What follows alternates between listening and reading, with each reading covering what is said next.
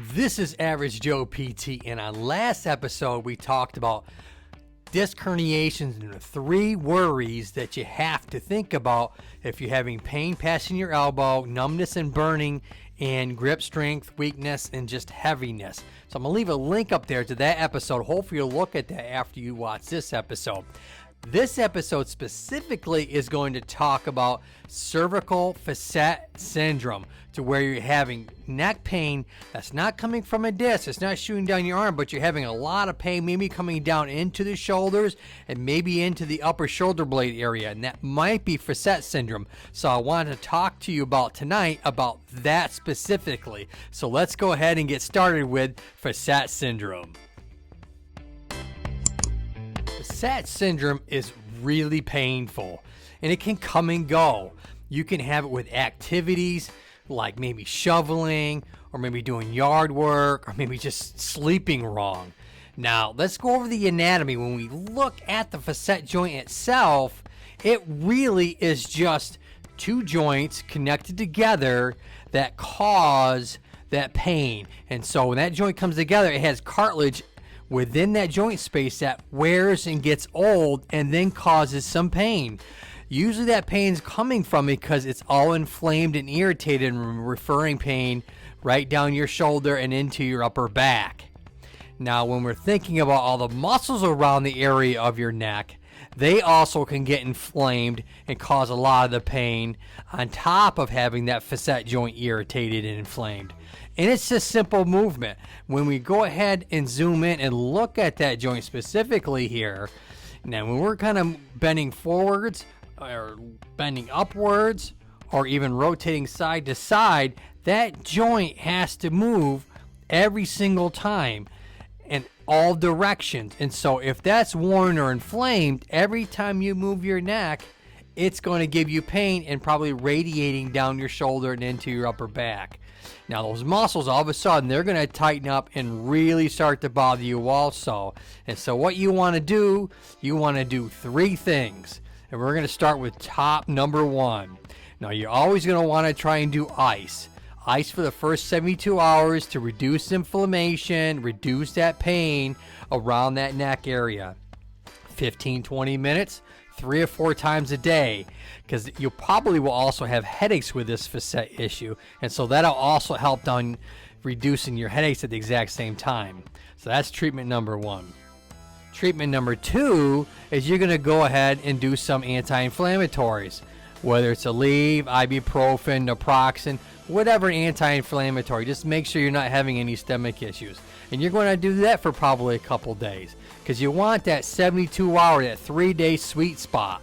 Once those 3 days are up and you do some of the techniques that I've shown you in previous videos, I'm going to go ahead and leave a link up there to some previous exercises that you can do for facet joint syndrome.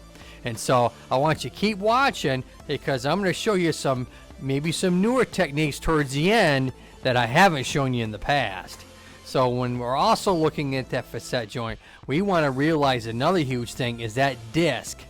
That disc right in that center there is going to be probably flattened. You're probably going to have a combination of degenerative disc disease on top of that facet joint issue. And so because as that disc starts to flatten out and squeeze, it puts a lot of stress on those joints on the back side, as you can see me moving it. And so you're probably going to have, like I said, the combination of the disc has worn and gotten flat over time and isn't filling up with a nice fluid like it used to. And next thing you know, that's also a problem on top of it that can cause some inflammation. So really the same treatments is the same, because we're always trying to fight inflammation. So you start with those 2 treatment techniques, and then always the third one is just rest the area. So you're going to want to rest that neck. You want to reduce bending, looking down for long periods of time. Make sure you're sleeping to where your neck and your shoulders are all supported, all in one unit. That way you're not causing a pivot or a hinge in your neck area. And so when I'm going to go ahead and move at the spine here for a second, we can actually show you exactly when you're kind of looking forwards. You can see in a close-up here that is really going to cause those joints inflame, because it's opening them up. And then you figure you have the weight of your head pulling down at the exact same time. And you do that for, who knows, 15, 20 minutes. You're looking at your phone or looking at something on your tablet or even reading a book. That's a novel idea, right? That's putting a lot of stress and over elongating the tissue at the exact same time. So that can put a lot of wear on that facet joint. And when it gets inflamed, that's the first thing you want to stop doing is any prolonged static stretches or over lengthening of those joints at that time. So if you like this episode, hopefully you'll give it a thumbs up so we can go ahead and get this information out to other people. We're here to reduce the anxiety, give you some knowledge, and hopefully some treatment techniques that you can do or pass on to your other, your loved ones. So hopefully you'll give me a thumbs up and we can go ahead and push this out and help other people who maybe have facet joint syndrome. All right. So 2 things. You got that joint inflamed. The other huge thing is that joint itself, not only does it have cartilage in the pieces on the little ears, we call them, but it's actually encapsulated within a capsule. So there's synovial fluid kind of surrounding this entire joint that keeps it nourished. And so when you're in those static positions looking now for prolonged periods of time, you're actually pushing all that fluid out, and then you're irritating that joint. So you figure you're looking down, you're over lengthening the muscles for prolonged periods, you're squeezing all the fluid out, and then you're causing that joint to take on the extra stress that it normally wouldn't do in the wearing of that cartilage. So you have a lot of things going on when you can have facet joint syndrome. So when we also look at that facet joint, we want to think about what else can we do. So we want to put that joint back in the resting position.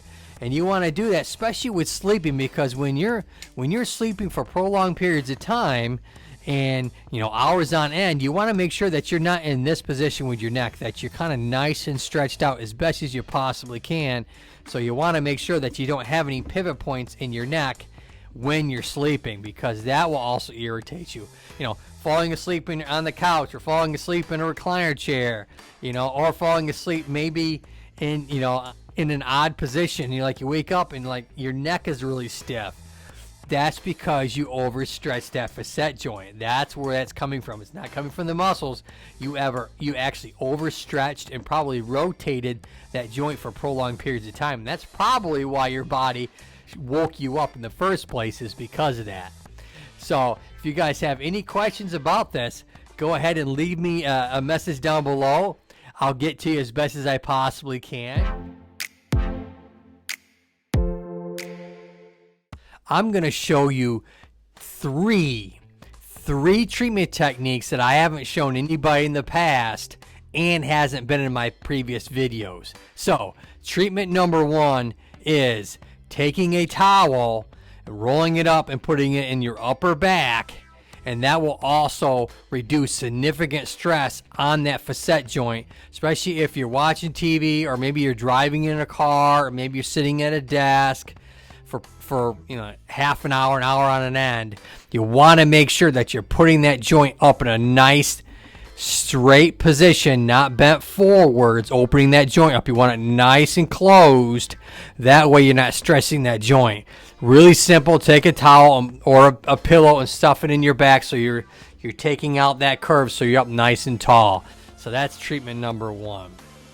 Treatment number 2 is making sure that when you're sleeping at night, that you take a pillow and you fill in the gap where your neck is, that curve in your neck. So you're going to take 2 pillows and make sure that you layer them so that they're not like this, that they're one layer on top of the other, so that your upper back and your neck and your head are all one unit. So that's huge. That's treatment number 2. And treatment number 3 is you want to make sure that if you're having any symptoms down your arm, it's probably not facet joint, it's probably herniation. So this treatment you only want to do is if you're not having any symptoms down your arm. Okay, what you're going to do is you're going to take a towel and you're going to put it right behind your head, and you're just going to give a little bit of a pull upwards. And what that will do is that will cause a little bit of a distraction on your neck area. I'm going to go ahead and leave a link up here of a picture, okay? And that's what I want you to do. And just do it a few times. If you start having a lot of shooting pain, stop immediately. Now, obviously, all this information is wonderful, okay? And what I want you to do is hit the subscribe button, put a thumbs up, and we'll be golden with that. That's what I need you to do. That way we can get this out to other people, okay? And so that's your 3 treatment techniques. If you have any other questions, leave me a DM below. I'll get to them as soon as I possibly can, okay? And until next time, Scully and I always like to say, look up and keep smiling. See you next time, folks.